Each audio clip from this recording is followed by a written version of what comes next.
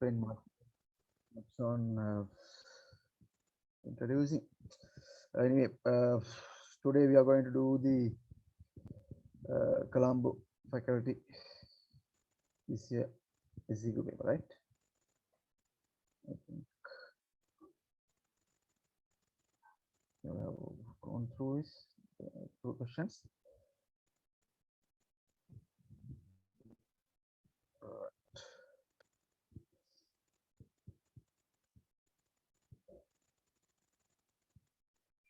Right. Question number 1.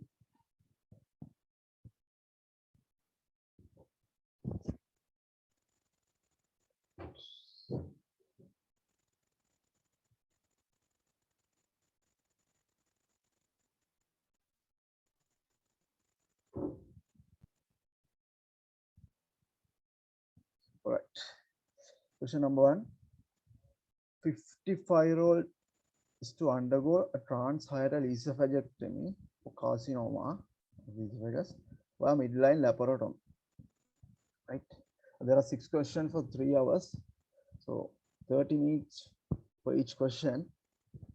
And you have to think about time factor as well when you're answering a CQ paper. There are 5 components in this question. 1.1 list the risk factors that would lead to poor 30-day perioperative outcome. Then explain how you would optimize the modifiable risk factors. Then they have asked about postoperative pain management and sequence of poor postoperative pain management, and how you would assess the degree of pain, postoperative pain, and how do you plan the pain management, right? So for you all to answer this question, you all should know what happens to a human body when you perform a surgery, right? How body reacts to a surgery. That is one thing.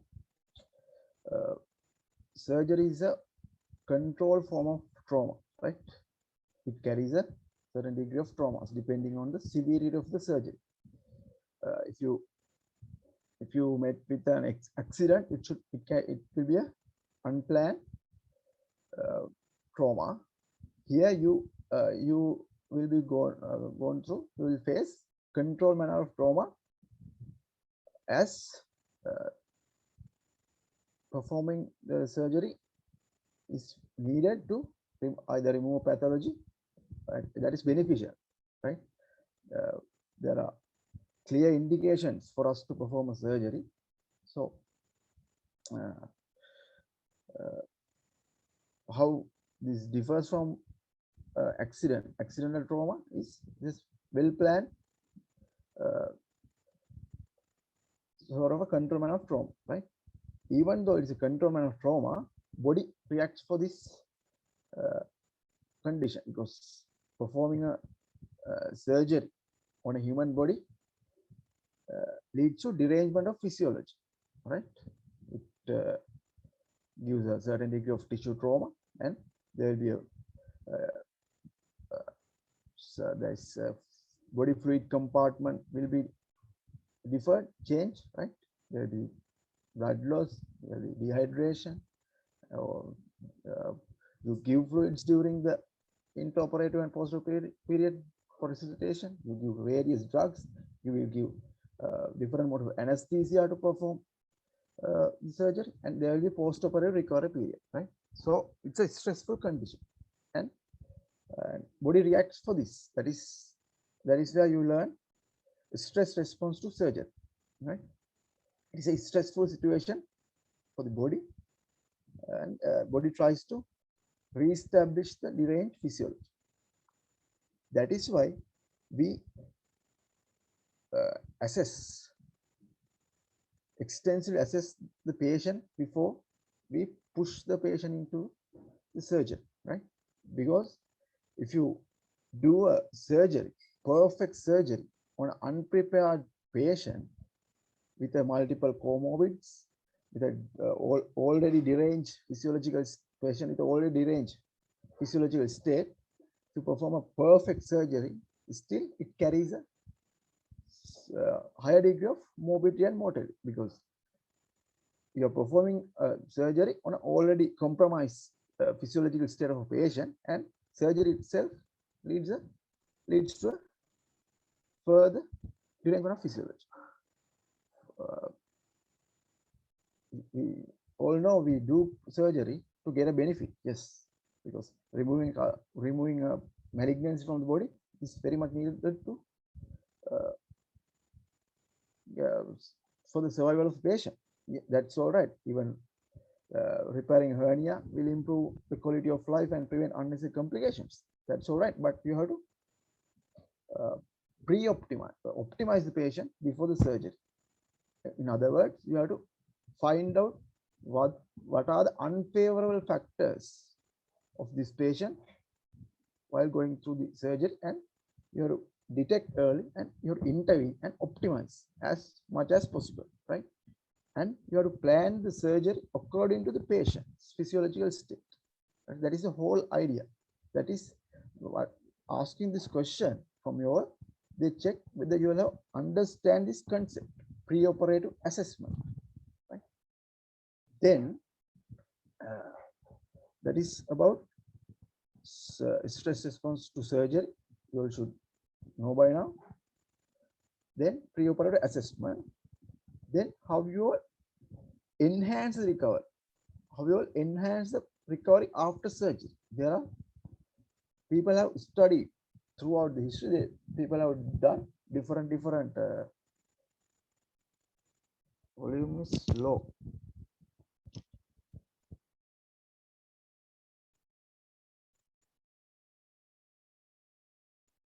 Can't you all hear me?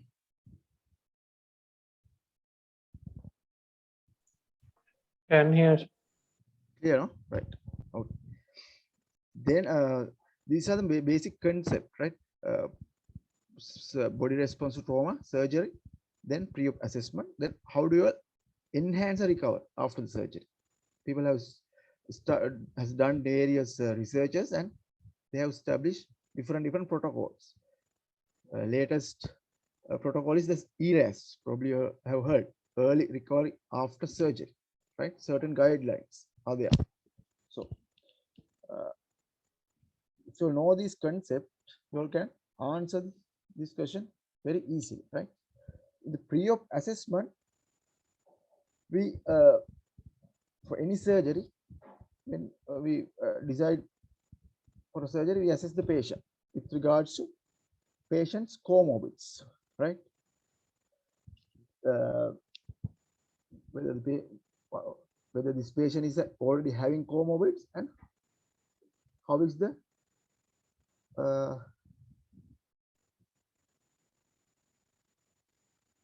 uh, wait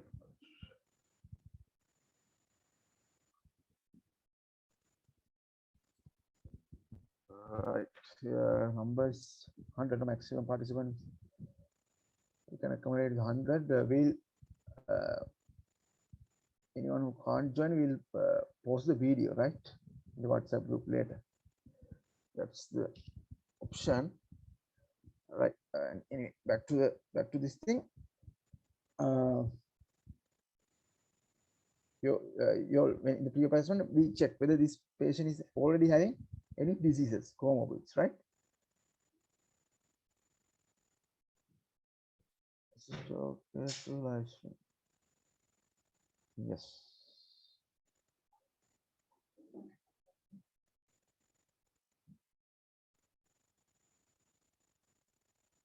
Yes, if it is possible, we can live stream. That's all right.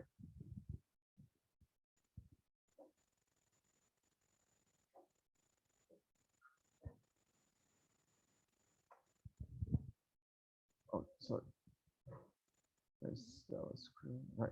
Then, with regard to the this pre-op assessment, we do the we check whether this patient already has comorbid condition, any diseases, and how about the control level, whether it is a deranged, neglected state or whether patient is a compliant candidate with the control, which, reasonable control. Then that is the comorbidity. Then uh, we look whether there are any social habits, right? Smoking, alcohol, which affects the delays the post-op recovery, right? Then we uh, look how about the patient's nutritional state, right?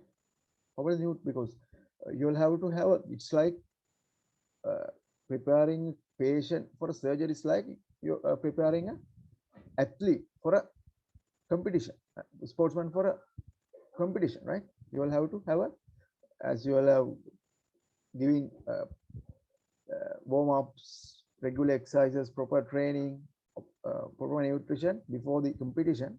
This is same concept, right? Whether the patient is a comorbids and whether those are controlled or whether there are undetected comorbids are there. Then how about nutritional status? How about the HP hemoglobin levels, right? Then how about the unfavorable factors with relate to surgery and anesthesia, mode of anesthesia? If the patient is obese, how about the air?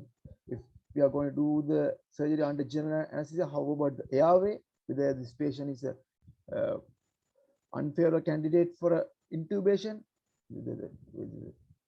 difficult airway or not, right? All these things will be assessed on your pre-operative assessment.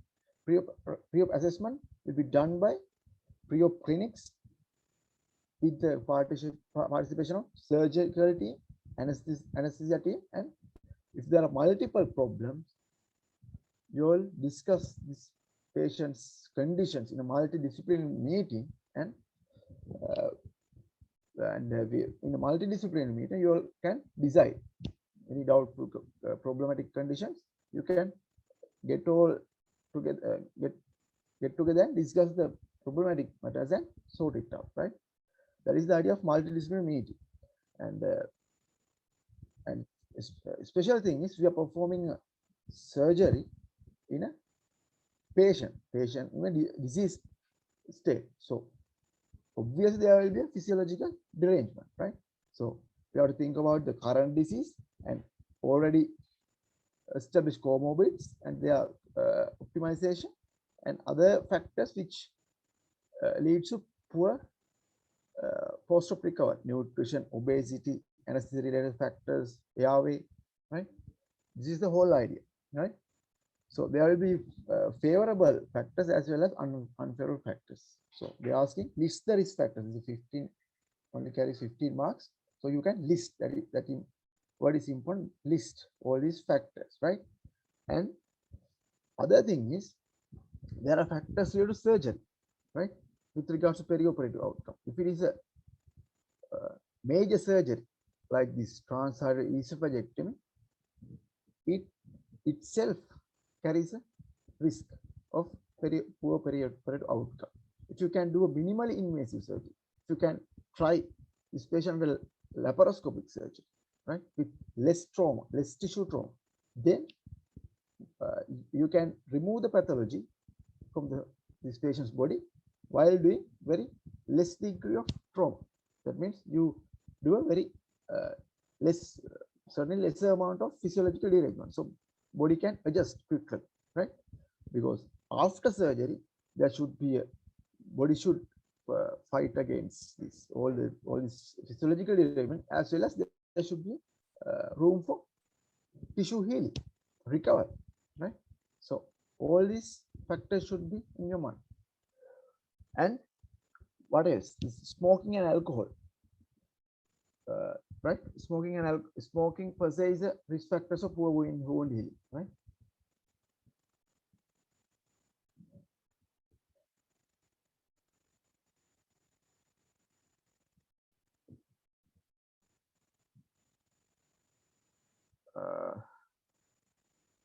Wait a minute.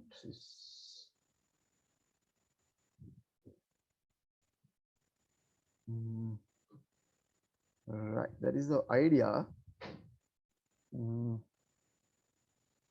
That is a brief introduction. Then, right, have you all read about this stress response to trauma?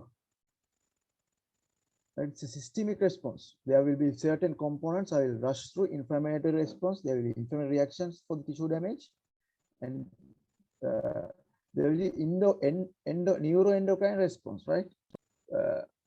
There are 3 stages: phase, catabolic, and recovery phase.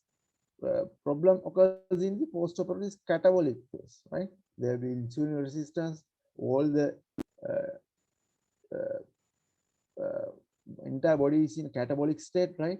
So it is challenging situation to manage. So pre-op optimization, correct intraoperative management, all enhance this, all will lead to smooth post-operative period, right? And yeah, probably you'll have gone through this stress response to trauma. Just read about it, right? That will give a clear idea. That's how body reacts against the surgery. There will be neuroendocrine response, inflammatory response, right? Mainly, and there every system reacts against this derangement. Mainly those factors, and there are mainly 3 phases. A phase, hemodynamic stability will be achieved. Then body is going into catabolic state with insulin resistance. Then body recovers, right? Right. Then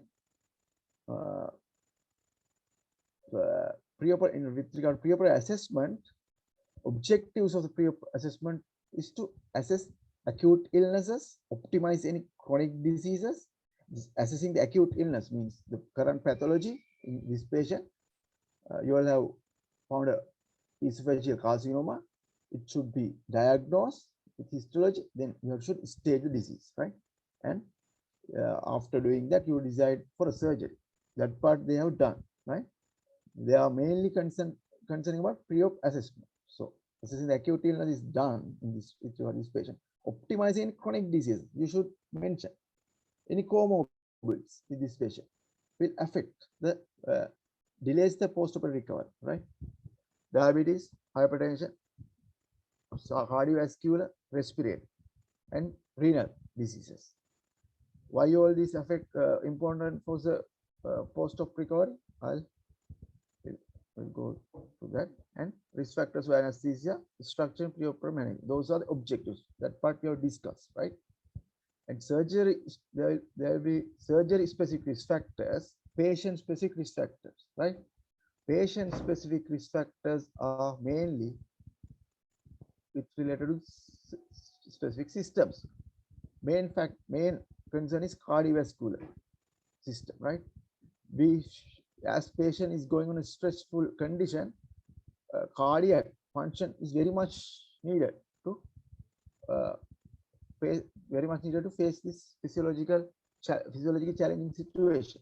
You should need functional perfused myocardium, because if there's an ongoing bleeding, if there is a bleeding during surgery, body has to respond to it.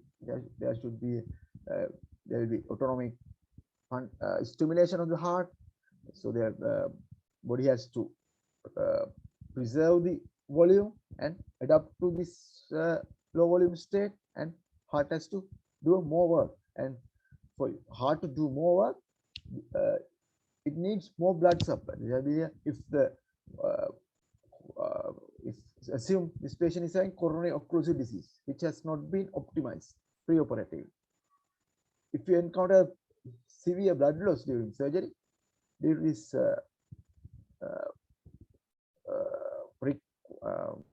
what is this demand mismatch, you demand supply mismatch, patient will develop a myocardial ischemia, right? That is why if there's a if you detect a coronary occlusive disease, double vessel disease or triple vessel disease ahead of a major surgery, you do the stenting and optimize the cardiac status and get the ejection fraction up to reasonable level. Then patient can without any difficulty can face this challenging situation, whatever the severe post-operative pain, blood loss, fluid derangement, everything affects cardiovascular system. So you have to assess the cardiovascular status, and disease cardiovascular system, cardiovascular diseases is uncontrolled ischemic heart disease is a risk factor, right? Heart failure, right? Untreated heart failure status, those are risk factors for. So you have to optimize, detect and optimize the cardiac status, right? That's what we do by doing a cardiac referral. If you found a problem, cardiac do the cardiac referral, do the interventions if they are possible, then get the cardiac status into a favorable condition level, right? Then respiratory. In this patient, especially respiratory function is very much important. This is a laparotome, right? We put a huge incision, right? Patient will develop, even though you do a proper pain management, patient will carry a certain degree of post-op pain. That itself affects the respiratory effort, right? So if the patient is having any degree of COPD, bronchial asthma, or any past history of TB, lung fibrosis, you detect these conditions and intervene. Give the pre-op respiratory exercises, chest physiotherapy, breathing exercises, and if there's a bronchial asthma, prescribe inhalers, bronchodilators, right? And all these, if there's a chest infection, settle it out and get the patient's breathing effort and up to a favorable state, right? That itself give a good outcome, because if you intubate the patient during surgery, well, post-operative ICU period, if you do a surgery in respiratory compromised patient, that is not going to help the patient, even though you perform a perfect surgery, perfect skill, you are not going to achieve anything, because the patient will get a post-operative hypoxemia. So respiratory diseases, renal impairment. Overreaction renal impairment is a killer because assume there will be blood, if there's a blood loss during surgery. This renin angiotensin aldosterone mechanism is important. Fluid conservation, all these stressful conditions needs a very good functioning kidney to face, right? If the kidney can't act accordingly and secure the volume, right? It will kidney has the ability to modify the glomerular filtration rate and retain some degree of volume, right? In a hypovolemic state. If you can't, if the kidney can't do that, then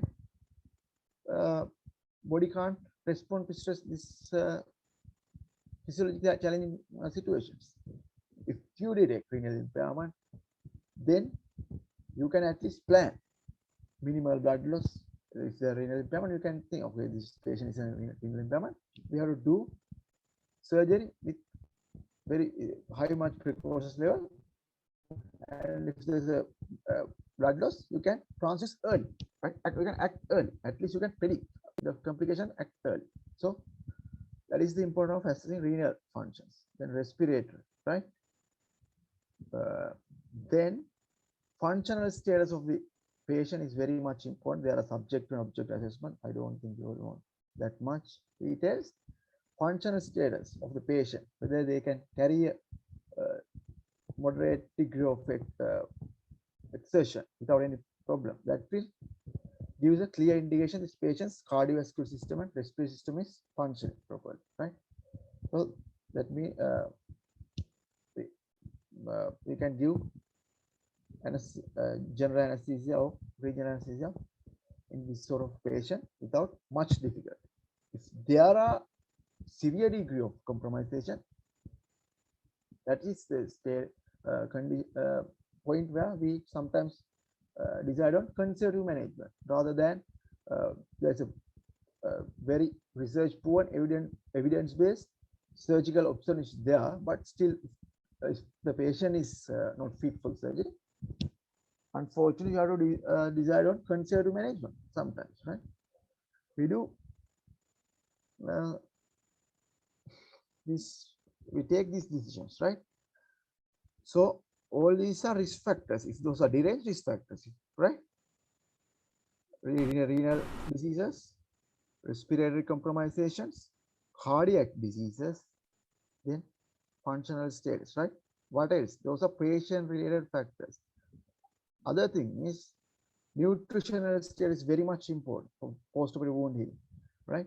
You should, if the with regards to this patient, patient is having carcinoma. The patient may have cancer cachexia with severe dehydrated, nutritional deprived state. So you have to give the proper nutrition assessment and get the consultant nutritionist help. There will be a nutrition department in the hospital. Get their help and do the optimum pre-op nutrition. Achieve a good nutrition level, right?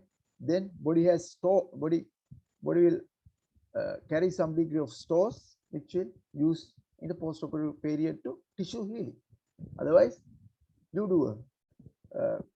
create iatrogenic wounds, traumas in a nutrition deprived patient. You can't expect good wound healing. You can't do that. So that is why you do pre-operative albumin levels, nutrition assessment, all sort of these nutrition, pre-operative nutrition enhancement. All this leads to good outcome after surgery, right?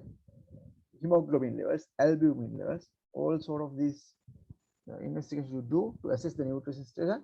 If you detect derangement, you should correct beforehand. Then, if the patient is obese, that itself carries a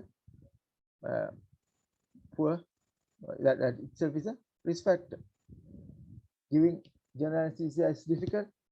Transportation from the ward to theater, positioning the patient in theater table, and inducing anesthesia, and uh, then post-operative mobilization, everything will be difficult, right? So obesity is a risk factor. If you can uh, wait for a bit and if you can reduce the body weight of the patient, that's good. But in this sort of a condition, uh, esophagectomy, you can't wait as such, and most of the time patients are not obese unless it's a young patient. So this is a cachectic patient, right? Nutrient deprived patient.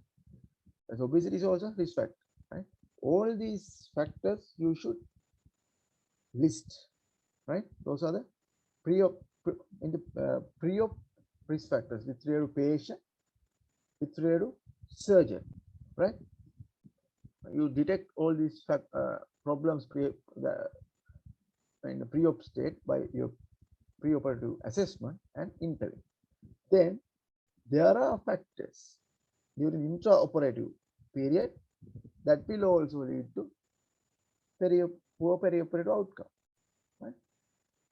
If you list the factors on only related to pre-op period, you won't get full marks, right? It's 50 marks. Probably they will give for pre-op risk factors, intraoperative risk factors, and post-op risk factors, right?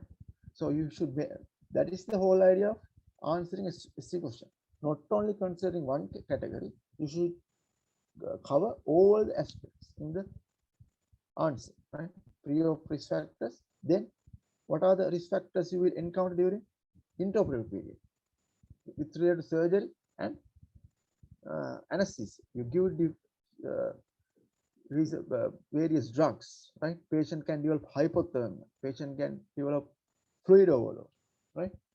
Then with regard to surgery, there can be difficult dissections, prolonged surgery, blood loss, right? All these carries an unfavorable outcome. So you can say these intraoperative factors also lead to poor perioperative outcome. Anesthesia-related complications such as hypothermia, fluid imbalance, right? Poor glycemic control with the intraoperative period, right? Itself carry those factors are very important. If you don't control intraoperative glycemic level, patient will develop diabetic complication postoperative period, right? And the patient will develop postoperative infection, surgical site infection, right? So all these factors should be addressed. Then what else with regard to surgery? If you break the steroid, if you won't forget the steroid and perform a surgery, that itself is a risk factor. Patient will get surgical site infection in postoperative period. Then if you don't give drugs to prevent postoperative nausea and vomiting, patient will develop postoperative nausea, vomiting, and itself carries a higher degree of stress response and poor surgical outcome. And the antibiotic prophylaxis, all these factors are there, but you can mention some of these factors with regard to intraoperative period, right?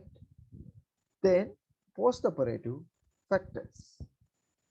And other thing is in preoperative assessment, you should look whether the patient is having risk factors of DVT, right? That is also important factor. If there are risk factors and if there is a high tendency for DVT, you have to intervene. You have to get the hematologist's opinion, and you have to plan. In the surgery, concept is to minimize the postoperative complications and get a postoperative good outcome is predict, plan, then prevent. Predict the complications or risk factors for surgical unfavorable conditions, then plan your surgery very well with related to surgery and anesthesia and with related to postoperative management. Then you can prevent, right? That is the whole idea. That is the concept they check from this question, whether you understand, right? Then postoperative period, yes, as this question, there are three components with regard to pain. Yes, post-operative analgesia is very important. If you don't manage pain post-operative, that itself carries a higher morbidity mortality to cardiovascular. If you keep the patient severe pain in a compromised cardiovascular system, coronary vascular disease patient with severe pain, they will get MI, tachycardia, all these responses due to pain will increase the demand of the cardiac musculature, increase the blood supply.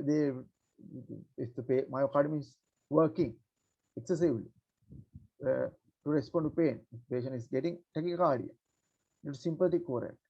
The heart muscles contracts in a rapid rate, and it needs more blood. If the perfusion is already compromised, coronary occlusion, they will get MI. Right? We have encountered so many patients in post-operative period. They die not due to surgical complication, due to MI, post-MI, right? Can be a poor optimization, or can be poor post-op management, or it can be either related to surgical extensive surgeries, right? Then post-op early mobilization is very important. If you keep immobilized patient for long duration, patient will develop respiratory complications, pneumonia, atelectasis, right? They will develop sepsis due to this. And if you patient will get deep vein thrombosis and complicated pulmonary embolism, patient will die, right? That is then timely intervene pain management options, relieve the pain, and mobilize patient as soon as possible. That early enteral feeding, early establishment of feeding is very important to prevent the gut bacteria translocation, as well as that will improve the nutrition of the patient, and it will improve the tissue healing. Patient can respond to this physiologically challenging status. You give energy from outside. Then early feeding, early mobilization, proper post-op analgesia.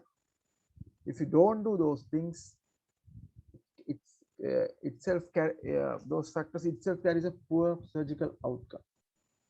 So you all can say these are the risk factors, pre-op, intraoperative, postoperative factors which lead to poor perioperative outcome. They are mentioned as list, so you don't have to give a huge description. This is, I gave descriptions for you all to understand. Okay, list, right? That is the 1.1 question number 1.1. Do you have any questions? When do we start post-op feeding after an esophagectomy? Yes. Yeah. Idea is to you can start if the anastomosis is higher up, you can put an NG to the stomach, and you can start post-op day 1, right? Because anastomosis is higher, you put the NG into the stomach, you can do the NG feeding. With the anastomosis is getting healed, you can start oral feeding gradually. The ERAS, if you have heard about this ERAS protocol, early recovery after surgery, they encourage early establishment feeding, even post-operative day 1 after a bowel anastomosis. They say they encourage to start feeding, because if you do a correct bowel anastomosis, starting oral liquids post day 1 won't increase the anastomotic leakage. That is the research evidence concept, right? That is the thing, right? There are no such time period, as soon as possible. That means say post of day 1 itself, you can start feeding by NG, right? Putting NG, right? Any questions? Right. Then explain how would you optimize the modifiable risk factors. As I mentioned earlier, if the patient is nutrition deprived, yes, poor nutrition is a risk factor. You assess do the anthropometric measurements and do the nutrition intervention. If you find a deranged comorbids, optimize, right? Diabetes, hypertension, ischemic heart disease. If the patient is having unintervened coronary occlusive disease, do the stenting before the surgery, right? Then if there are renal impairments, if it's a severe degree of renal impairment, you can at least get a temporary measure by doing dialysis. Do we do gastrography study prior to start feeding? We don't do. Let's check. No, if you do a proper anastomosis, you don't have to do, right? Those are all the methods. Now we are not practicing sort of things. We keep very simple. Things are very simple. Do the correct surgery, proper anastomosis, do the correct pre-op assessment, optimize the patient, do the correct surgery, and get the patient into normal physiological state, normal condition as soon as possible. That's how you achieve a good post-op outcome. If you keep fasting for 5-10 days post-operatively, that itself leads to poor nutritional state, and there won't be, you can't expect much rapid tissue healing, right? Your anastomosis will be desert. Your surgical incision will be infected because immunity will be deranged.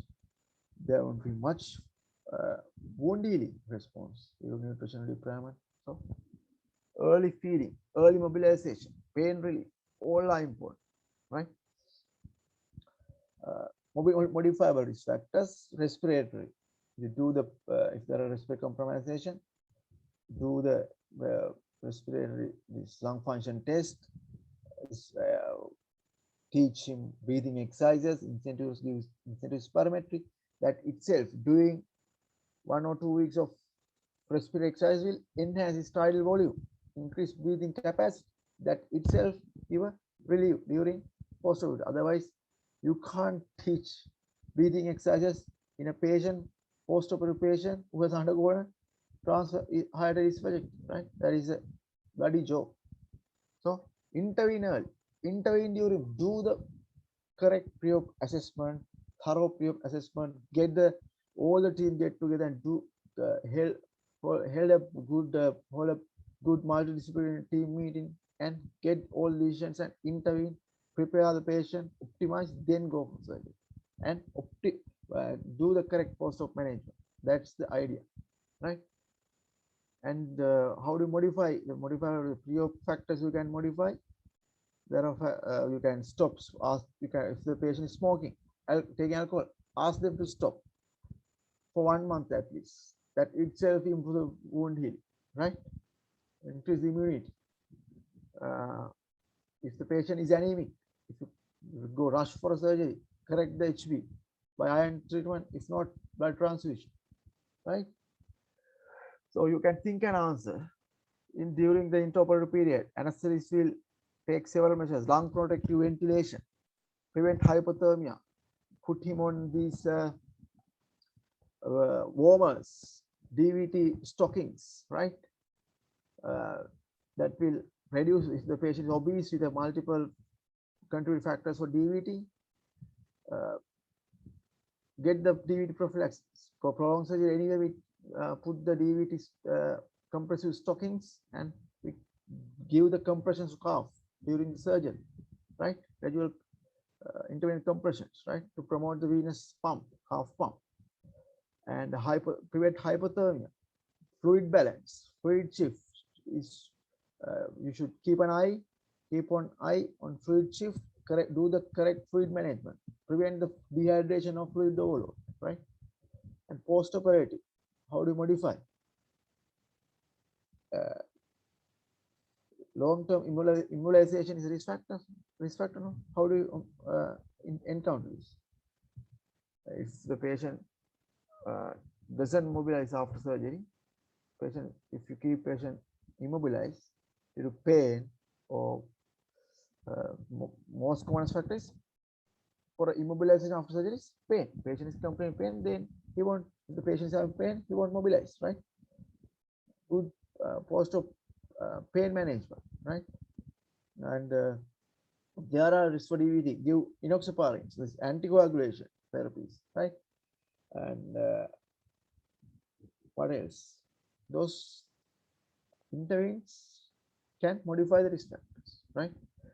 Do you all want to know about the enhanced recovery after surgery protocol? This fast track surgery concept, evidence based, multimodal, multidisciplinary practice to aim speeding up post op recovery by operating on pre-operatively appropriately optimized patients with meticulous attention to intraoperative surgical and anesthetic techniques to minimize inflammatory and neuroendocrine response and proactive post-operative care that promotes earlier return to normal physiology. That few sentences will give you a clear idea, right?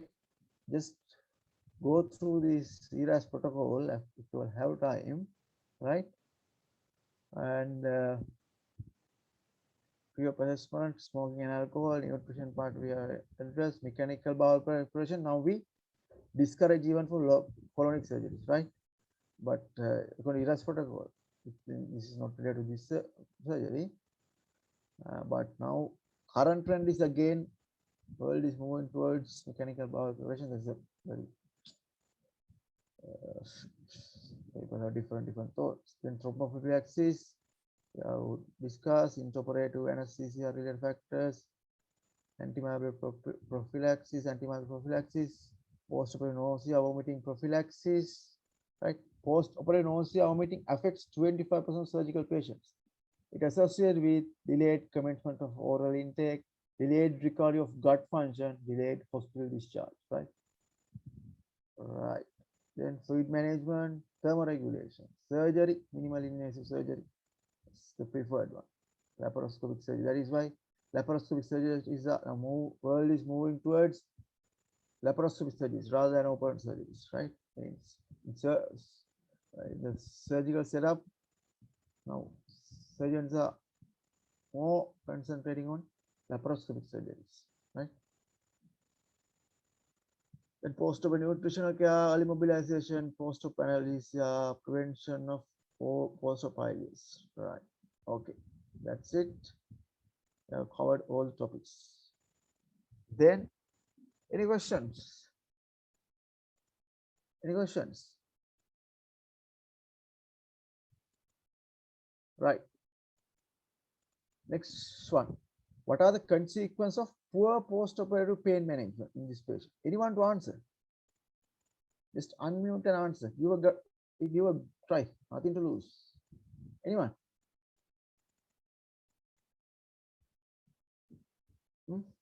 What are the consequences of poor post-op pain management? We have mentioned some factors, right? What is pain? Any idea about pain? What is the definition of pain?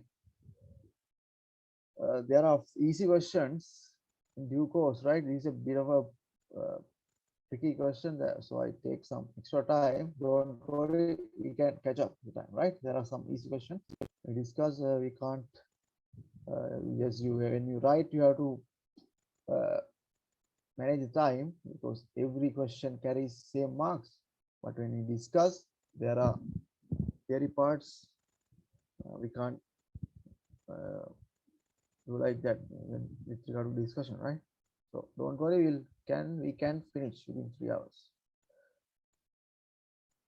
Post-op DVT immobilization, DVT, yes, immobilization risk factor.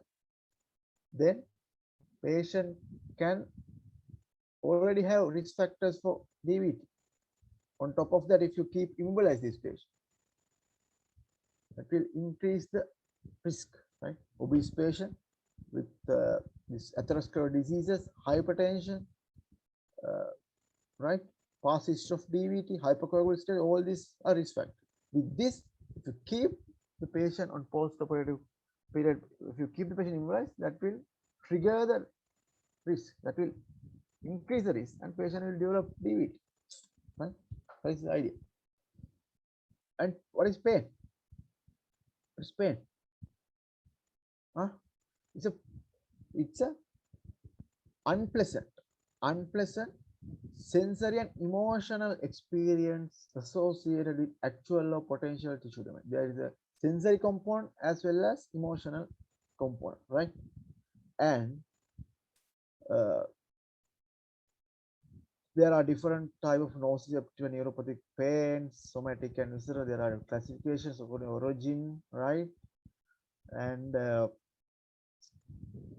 pain physiology is a huge topic. I won't touch that. I will touch effects and consequence of pain. Again, it will assess entire body. Each system will be affected. If you if you have pain, every system of the body will be affected, right? What are serious effects? It increases the sympathetic activity and consequences on uh, cardiac system. Increase the heart rate, right? Increase cardiac output and blood pressure, increase myocardial oxygen demand. That is what I told. So due to pain, myocardial oxygen demand will be increased. Assume this patient is having occlusive coronary artery disease. It means blood supply to coronary muscular myocardium is compromised. With this situation, if you keep the patient in pain, patient will develop MI. It tries to act in a higher degree level and demand will go up. There will be no supply to match the demand. There will be ischemic myocardium and progressive necrosis, right? Infarction, right? Risk of outcome is risk of cardiac ischemia, pre-existing cardiac disease. That is a one effect. Poor post-operative pain management. Then respiratory system, right? What happens? Respiratory system, there is GI. Due to increased sympathetic activity, this gut motility is a parasympathetic effect, right? The pain, it's a body pain in the painful situation, body is in a sympathetic state. So parasympathetic activity will be inhibited. So gut motility will be reduced. Patient will go into functional obstruction or paralysis due to increased sympathetic activity. That is paralytic ileus, right? Patient will develop abdominal distension, bowel obstruction, right? Even you can go to bowel obstruction, paralytic ileus, right? That is paralytic ileus most commonly occur due to poor post-operative pain management. Okay. Then respiratory effects on respiratory system. If you have pain, patient won't cough, right? Patient won't cough. It will trigger the pain, ineffective cough, right? Then patient won't take deep breaths. Their breathing effort will be less. To if you take deep breaths, it will trigger the pain. It will increase. So patient will take shallow breaths, right? So that leads to atelectasis, hypoxemia, pneumonia, lower respiratory tract infections. All will lead to post-operative infections, hypoxemia, post-operative outcome, right? Then neuroendocrine response will lead to this post-operative pain, uncontrolled pain will stimulate all these hypothalamic pituitary axis. All endocrine response will be triggered by pain, and patient will develop insulin resistant state, right? Insulin resistant state that itself carries a risk for poor wound healing, right? Reduce immunity, patient will more vulnerable to infection, right? There is a due to neuroendocrine system activation, there will be inflammation, hyperglycemia, all the patient will go into catabolic state, as I mentioned earlier. This again your body response to surgery, part of body response to trauma, right? If you properly manage post-operative pain, it reduces unwanted effects of surgical pain on CVSRS system, reduce paralytic ileus, reduce stress response, reduce thromboembolism. That means if you relieve pain, patient will mobilize, it will reduce the DVT risk, right? Then how do you, next one, explain how do you assess the degree of pain? How do you assess? This is 20 marks question. With all this, you have to touch CVS, RS, GIT, and endocrine system. Each will carry 5 marks, right? 31, you will get 20 marks. Explain how to assess the degree of pain. Same as any disease, history and examination. Assessing the pain, again, you take the history and examine. Same approach, right? History, what do you ask? Socrates, as you all know. Then the most important thing is functional impairment due to pain. Can he move side to side? Can he take a deep breath? Can he eat? Can he get out of from bed? Can he walk to the toilet? That is the things you should know by taking history. What is the level of disability, functional impairment due to pain?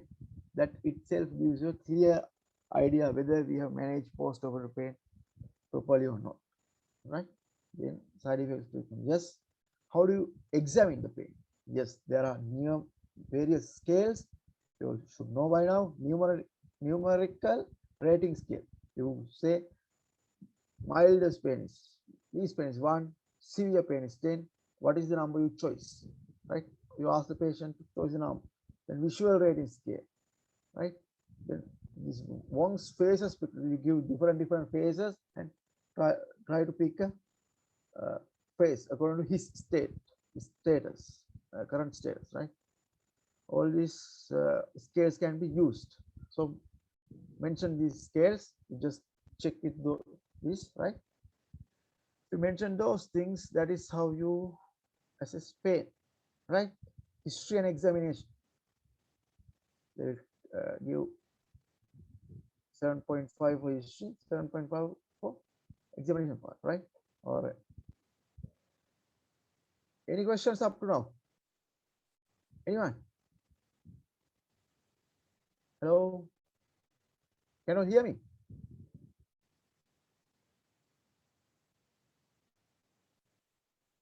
Is it? Yeah. Yes. Okay. Right. Kiribaba. That's a Kiribaba also, no? It's Kiribaba. All right. Outline your plan for pain management in this patient. Outline your plan for pain management. All right. How do you plan pain management? Huh? Any idea? Any idea about managing pain? Yes, you assess, then intervene. Pain management, post-operative pain management begins on which level? Anyone to answer? Just type at least. Anyone to answer? When do you start managing post-operative pain? At which level? Intraoperative. Yes, exactly. Pre-op. Yes, pre-op or mainly intraoperative. Intraoperative, right? Yes, you have a pain clinic, pre-op study, you can refer, and mainly you start managing at intraoperative level, right? There are things called preemptive analgesia. Before you putting the surgical incision, you give this. If it is esophagectomy, you can put an epidural, right?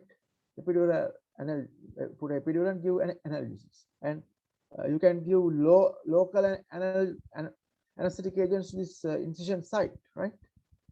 Those are the newer techniques. Preemptive analgesia. Before brain sensitizes for this pain, you give analgesia and cut off the sensitization, right? That is the preemptive analgesia.